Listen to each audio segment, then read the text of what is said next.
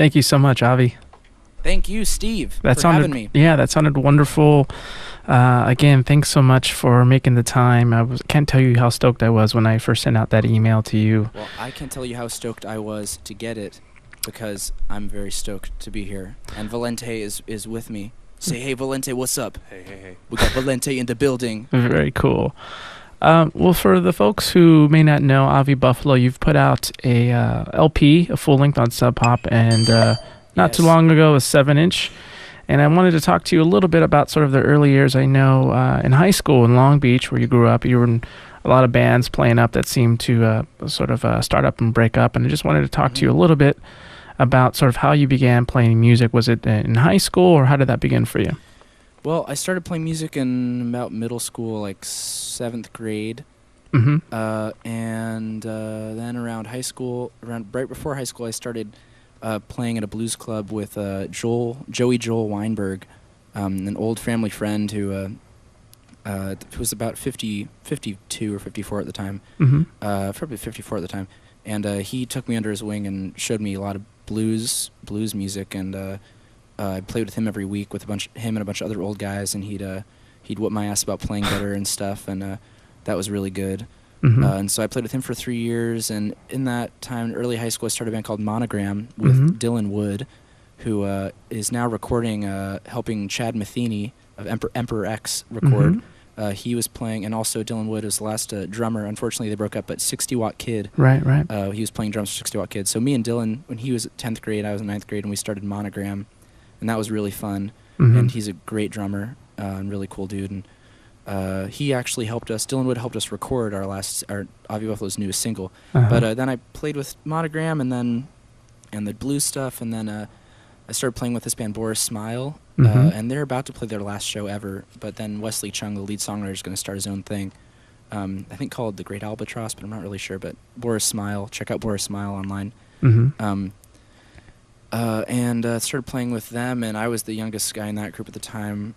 Everyone else was in their early 20s, and so they were all kind of like, oh, who's this kid? And then it worked out. It was really fun. And at the same time, I was part of playing with Boris Smile and making Avi Buffalo Full Electric thing, because I was kind of getting tired of how loud Monogram was. And we were just really loud and wah-wah pedal all the time and just really full blast, and we couldn't really get a gig other than the D Piazzas in Long Beach. Mm-hmm. Because Dylan's mom, is really good friends with the owner and stuff. But we basically started Avi Buffalo as a quiet solo project and got asked to play acoustic shows, and then there's a festival coming up, a local like house show fest called Maru Fest coming up that we want to get Full Electric for. So around the same time that was happening, my junior year, I started playing R&B stuff with this band called ONE from Torrance, and that was pretty cool. And we played an unofficial Chris Brown after party at Universal City Walk at BB King's, and that was really fun. Wow. That was really fun. And then that got me into playing with more gospel folks and stuff in like Baptist churches in South Central and stuff like that. Wow. So that was really fun. I'm trying to get back into that now that I'm home, but lots of stuff, Yeah. Wild Bunch is another. These guys in here know Wild Bunch. Andrew Selick and Adam Selick, the Solar Brothers or Selick Brothers, play guitar in their band, and they're really, really cool dudes. Yeah, that sort of brings me to my next question. At the time, you were mentioning all the bands you sort of played and all the different influences you had. Can you tell me a little bit about sort of the scene in Long Beach during those years and kind of what it was like?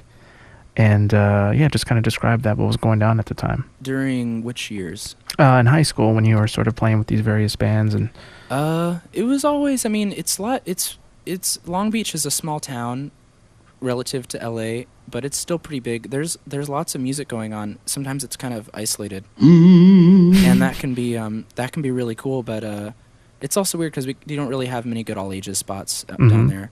But yeah, there's lots of really good music.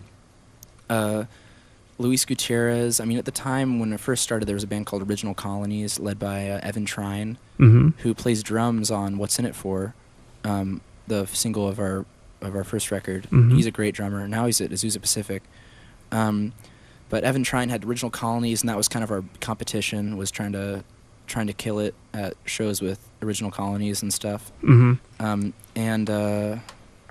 I don't know. I mean, there's lots of stuff. Dylan Wood, after Monogram, started his own solo thing called Time of Wolves, Mm-hmm. and that's really cool. With Sheridan Riley played drums and Elise Ewalt played bass. Mm-hmm.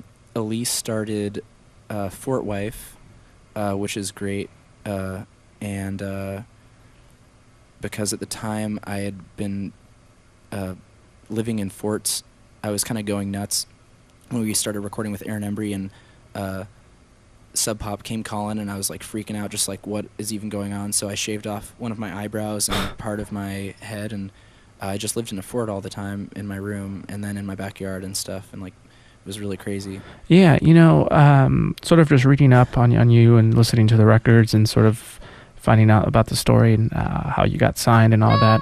Can you take me back at that time, being in school? Yeah. Did it seem to you like things just kind of came out of nowhere and just took off, and before you know it, Yeah. there's a big label like Sub Pop, on your doorstep? Right, and then and it's surprising, and it you don't know really what to do with yourself sometimes when that hits when you're that young. I wasn't expecting it to happen then, or ever really, but especially then. So it was like, whoa, kind of threw my balance for a bit. I had to really Were you a sophomore then, or? I was a senior when I started recording, and then that whole thing happened. So it was whoa. It was just a big whoa, and then we hit the road right after. Mm-hmm. So it was like graduated from high school and then did a few shows with Beach House up the coast. It was like Wow. it was gnarly, really fun, but it was tumultuous and crazy too. Yeah, in case you're just tuning in, it's KPFK. The program's called My Side of the City. My live in studio guest tonight is Avi Buffalo. Just wrapping up a set of songs and doing a little interview, and he's going to be playing at the FYF Fest. Next Saturday. Great so bands get playing some at tickets that. for that. Yeah. How was it being in high school? Do you remember sort of the reaction you got from your friends? I mean, did most people know around your school that you were in this band and you were just got signed? There was, I don't know. It was at a certain point I just kind of started doing music and wanted to play outside of Long Beach, so I just wanted to start playing as many gigs as possible, and Mm-hmm. I just kept going for just, never turned down a gig. That was kind of, Nels Klein had that on his MySpace page. Like, never turning down a gig was something that had really been good for Nels Klein, so I just never turned down a gig. Did you have to miss a lot of school, and sort of what was your Sure, family's yeah. reaction Well, to that? They were cool with it. I mean, I sometimes missed school. A lot of the time it would just be like, you get home from Mr. T's Bowl at 2 a.m. and then Very cool. and then go to jazz at 6 in Uh-huh. the morning, and sometimes be a couple minutes late to jazz band, which I was bummed out about for Uh-huh. sure. What was the experience for you? I know you've been playing with all these bands before, but was there any added pressure when you went into the studio to record that first record for Sub Pop? There was no pressure because while we recorded it, it was, recording it was, we just did it for fun. Me and Aaron just got together and started recording, and then a couple songs into that, then he had heard from Sub Pop, and that was interesting. But it didn't really add pressure to making it. It was just, we just kept recording. Mm-hmm. At the end of it, we did end up doing stuff really quick because we wanted to get it out there as fast as we could. So Mm-hmm. we tracked like 4 songs in 2 days, and I wish we had taken a little more time with that because we didn't get all the tones that we would have wanted to. Mm-hmm. But that was cool too, because then it was cool to do it all live, and it was a cool energy to get that vibe on those. Was that a whole completely brand new experience to you, or had you been exposed to sort To of a real recording? studio? Yeah. Well, we had been in when I was like a couple years before. My friend Ryan Helms, who works at the LA Recording School, he's a great dude. He had let us in to do stuff, try some stuff out in that place. But yeah, it was really the first time to be in a real studio situation. Most of the time, the microphone I'd be using was on your laptop and stuff. Mm-hmm.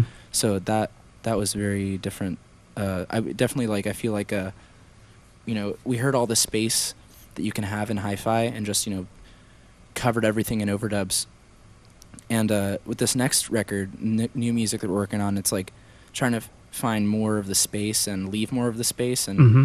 and have more, not have 6 electric guitars soloing if one can do the job or none can do the job. Mm-hmm. So I'm curious to ask, in terms of recording at such a young age and having this first record. I know as you get older, it seems like things that you're into, at a certain time in your life, you end up getting out of. Is there any, looking back or looking forward on this next record, do you feel that there's sort of there's going to be a change in terms of the sound of Avi Buffalo? And so that record, that first record seemed like it was so well received. I'm just curious to know, being at such a young age now, you're getting a little older, what this next record is going to sound like, and do you feel like it needs to be a certain sound from that, just like the first record? Well, I think that this next record, it's looking like it's gonna sound different. I hope it seems like it has. The songs so far we've recorded sound pretty different. The songs are different, and the recording style is gonna be different too. I just want this one to come out with the vibe that I would have recording in my bedroom, but have it be professionally recorded. Right. So some of that is coming from getting a more real home rig going, like having a real M-box and some good mics and stuff like that in the home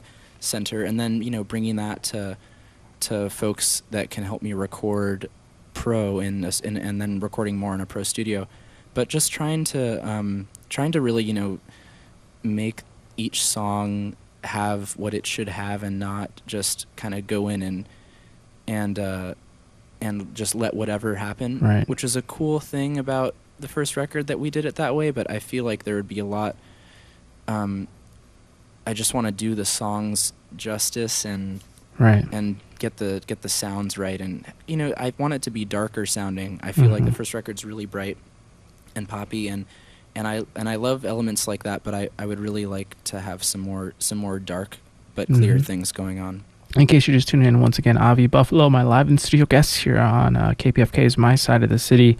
Speaking of the new record and sort of the new influences, is there anything you can say that sort of influences your songwriting process? Maybe sort of living in Long Beach, or just the environment around you and sort of where you draw inspiration? I think when it comes to Long Beach, it's very good because it's you kind of get to do your own thing. I mean, I'm from East Long Beach, so it's it's really boring area. Just that's really good. You get to just be in that zone and just do your thing and do your own thing and not have to. I don't know. I feel like when you get to LA, there's kind of a vibe that is different. That is Hollywood-esque, and right. That people are trying too hard and stuff like that. In Long Beach, everyone's really doing their own thing, and there is cross-pollination that's really good, but it only happens in a really organic way, and there's so few of us in a way that really makes, I don't know, it makes it more intense and more organic, and it's just nice how it's close to Los Angeles, but it's its own juju and its right. own mojo in Long Beach. And there's just tons of amazing songwriters and recordists and people just doing stuff by themselves and with others that are really cool. But in terms of music I've been listening to lately, there's been a lot of Neil Young the past couple years. A lot of I think of what else recently, the Lilies, and Sebado and things like that, and then even more recently a lot more hip hop and R&B stuff. Cool. And I don't know, I mean, Mike Watt is a really really great guy and really great musician, and as kind of a Long Beach SoCal dude, in total, like the work ethic he has is incredible, and he just gives his all. What was the really quick? What was the experience like in Europe and the tour that you just wrapped up? It was fun. It was really fun. We went to some really beautiful places. Walked around in Lisbon and to St. George Castle and stuff like that in Portugal. That was really cool. And then Barcelona, we played Primavera Sound in Barcelona. That was really, really amazing lineup, and really, really cool architecture and all sorts of cool stuff. And then there's we went to Rome, which was really cool. This time that was gorgeous. Do you find that sort of people react differently to your music as opposed to in the States? Yeah, Europe is very different. It's really cool though. I mean, there's really passionate stuff happening over there. I mean, everyone really loves music. I mean, not necessarily more, but it's there's in Canada and Europe there's more focus on the government actually gives grants to creativity and music and art and stuff like that. And I think that's like I really wish that happened in the U.S. Mm-hmm. But at the same time, I think it's kind of cool it doesn't in the U.S. because it makes people maybe work harder. But I don't really know. It's just kind of because there's less festivals in Europe are made by the people as Mm-hmm. opposed to the ones in the U.S. that tend to be corporations Right, associated with right. them. Well, speaking of festivals, you're going to be at the FYF Fest. That's gonna be sweet. next week. Is that your first time playing? It's our second time playing. Second time playing. How was the first experience in terms of playing these big festivals like that? The first time we played FYF was one of the first big festivals we played, and that was really wild. It was just it was really cool, really great. I remember there was a good monitor mix, Mm-hmm. and I remember also a lot of friends from Long Beach were there, so that was really fun. Oh, awesome. Yeah. Well, cool. We're looking forward to it. Once again, Avi Buffalo, my live in studio guest. Avi, thank you so much for coming by again. Thank it means you, a lot Steve. for you for making the time, and I Thanks really for having appreciate me. it. I do too. I'm really stoked. Yeah. Because it's like I'm getting to play new songs and things. Well, cool. Well, I know you've got a couple more lined up for us. I'm going to throw it back to you and All right. get set up. Once again, Avi Buffalo, my live in studio guest here on KPFK's My Side of the City.